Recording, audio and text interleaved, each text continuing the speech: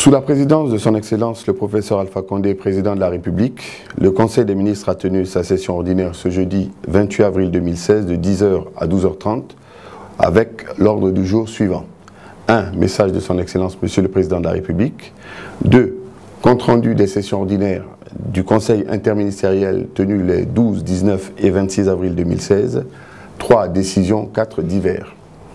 Au titre du premier point de l'ordre du jour, Monsieur le Président de la République a demandé au gouvernement de mettre en place un mécanisme de suivi régulier de l'exécution des grands projets de l'État.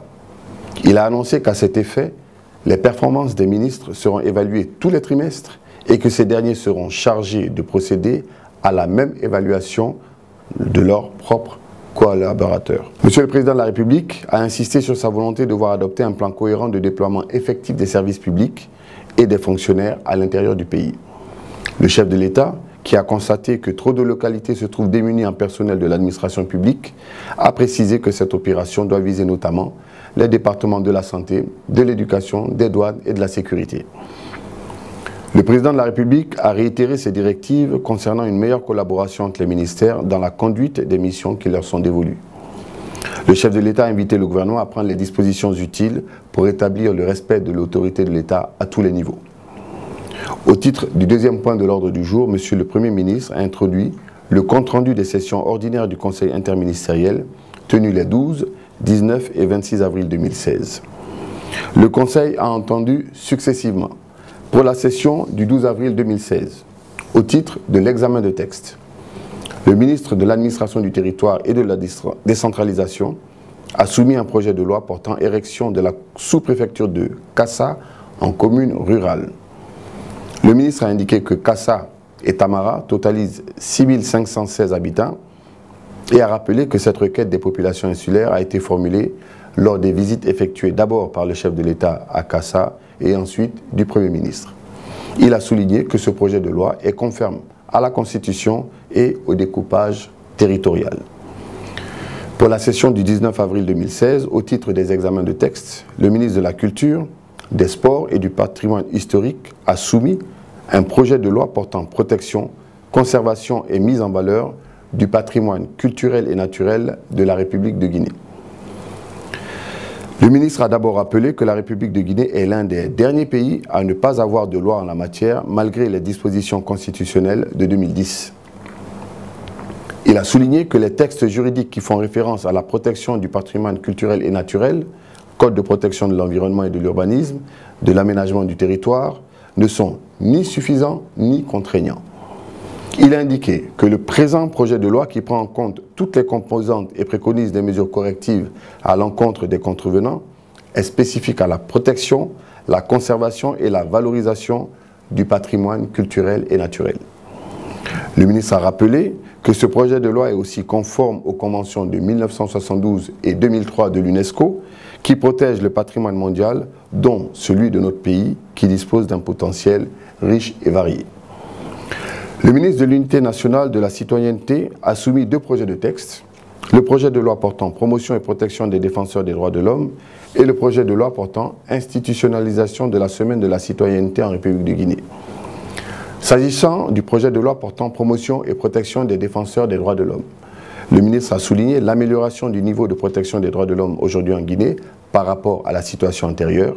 Il a indiqué que le projet de loi s'inspire des conventions internationales et de la Constitution guinéenne et qu'il permet de consacrer la volonté politique de protéger les droits de l'homme tout en franchissant une étape supplémentaire dans leur promotion. Au terme des débats, le Conseil a demandé une consultation à l'Institut national des droits de l'homme pour avis avant son examen en deuxième lecture. En ce qui concerne le projet de loi portant institutionnalisation de la semaine de la citoyenneté en République de Guinée, le ministre a rappelé qu'une des obligations des citoyens est le respect de la loi et que le texte vise la promotion de la culture citoyenne. Il a indiqué que la semaine proposée vise à lutter contre le réflexe communautaire et ethnique et offrira une opportunité de fédérer sur une même période toutes les initiatives visant à expliquer aux citoyens ses droits et ses devoirs. Au titre de la communication, le ministre de la Santé a fait une communication relative à la situation des ressources humaines dans le secteur de la santé. Le ministre a fait l'état des lieux de son département et indiqué qu'il est confronté à un déséquilibre des effectifs entre Conakry, sa périphérie et l'intérieur du pays. 56% du personnel de la santé se trouve à Conakry, qui abrite 20% des populations guinéennes. Il a souligné que ce phénomène s'est beaucoup plus accentué au cours de ces dernières années par la conjonction de plusieurs facteurs. Pour remédier à cette situation, il a proposé un plan d'action comportant 3 types de mesures, des mesures générales, des mesures sectorielles et des mesures immédiates. Au terme des débats, le Conseil a recommandé la prise en compte des observations faites par les membres du gouvernement en vue de soumettre la version amendée du plan d'action à une prochaine session du Conseil interministériel. Pour la session du 26 avril 2016, au titre de l'examen de texte, le ministre de l'Enseignement technique, de la formation professionnelle, de l'emploi et du travail a fait une présentation du projet de décret portant création, organisation et fonctionnement du Conseil national du dialogue social. Le ministre a rappelé que le processus d'adoption de ce décret est engagé depuis 2010 à travers de nombreux séminaires et rencontres organisés notamment à Dakar et à Conakry entre le gouvernement et les partenaires sociaux, la société civile, les coordinations régionales et les religieux. Le ministre a indiqué que ce Conseil national du dialogue social est un instrument d'apaisement des conflits et ou des crises politiques et économiques. Il a rappelé que le Conseil national du dialogue social a été mis en place dans les différents pays limitrophes, les pays francophones, avec l'appui de l'OIT, le PNUD et le Fonds de consolidation de la paix. Il a indiqué que le texte proposé est prévu dans le Code du travail et qu'il comporte 4 chapitres et 21 articles. Au titre de la communication, le ministre des Pêches, de l'Aquaculture et de l'Économie maritime a fait une présentation de l'accord relatif aux mesures du ressort de l'État du port visant à prévenir et éliminer la pêche illicite, non déclarée et non réglementée. Le ministre a informé qu'une commission interministérielle comprenant les ministres en charge des pêches de la ville, le conseiller du président en charge des questions de pêche, le secrétaire général du ministère de l'économie et des finances et l'attaché de cabinet de la présidence a été mise en place pour l'examen approfondi du dossier. Elle s'est réunie le lundi 18 avril 2016 en vue de recommander l'adhésion ou non de notre pays à l'accord relatif aux mesures du ressort de l'État du port visant à prévenir, contrecarrer et éliminer la pêche illicite non déclarée. La Commission, n'ayant relevé que des observations de forme, a estimé que le projet présenté ne rentre pas en conflit avec un texte relatif aux finances publiques. Elle a par conséquent recommandé sa présentation au Conseil interministériel pour adhésion. À l'issue des débats sur les différentes questions soulevées, le Conseil a décidé ce qui suit. 1.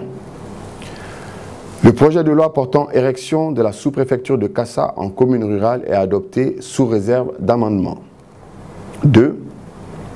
Le projet de loi portant protection, conservation et mise en valeur du patrimoine culturel et naturel de la République de Guinée est adopté sous réserve de sa mise en forme juridique avec le secrétaire général du gouvernement. 3. Le projet de loi portant institutionnalisation de la semaine de la citoyenneté en République de Guinée est adopté. 4. Le projet de décret portant création, organisation et fonctionnement du Conseil national du dialogue social est adopté. 5. Le Conseil autorise l'adhésion de la Guinée à l'accord relatif aux mesures du ressort de l'État du port visant à prévenir et éliminer la pêche illicite, non déclarée et non réglementée. Au titre des divers, le ministre de l'Industrie et des Petites et Moyennes Entreprises a annoncé la fin des travaux de construction de l'usine d'engrais à Dubreka. Le ministre de la Ville a informé le Conseil du lancement du projet de site directionnel de Koloma le 4 mai 2016. Avant de lever la séance, le président de la République a informé le Conseil des résultats de ses différents séjours à l'étranger et notamment de ses interventions pour normaliser les relations et la circulation interétatique dans l'espace de l'OMVG, le Conseil des ministres.